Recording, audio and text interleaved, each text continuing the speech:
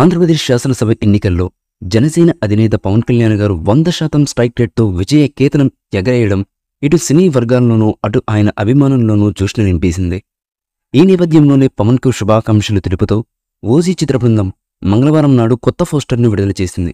అందులో పవన్ కళ్యాణ్ గారు చెలువు కళ్ళద్దాలతో పెట్టుకుని స్టైల్గా కూర్చుని కుర్చీలో కనబడుతున్నటువంటి తీరు ఒక సింహంలా ఉంది.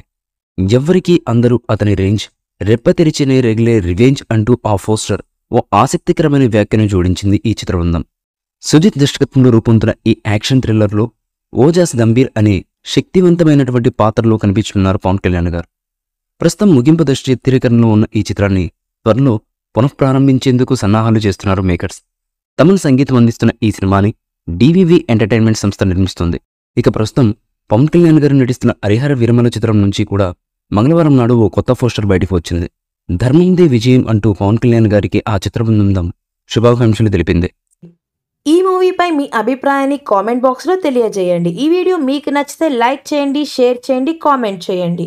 మరిన్ని అప్డేట్స్ కోసం మన ఛానల్ని సబ్స్క్రైబ్ చేయండి. అలాగే పక్కనే ఉన్న గంట సింబల్ని గట్టిగా టంగ్ టంగ్ అని కొట్టేసేయండి.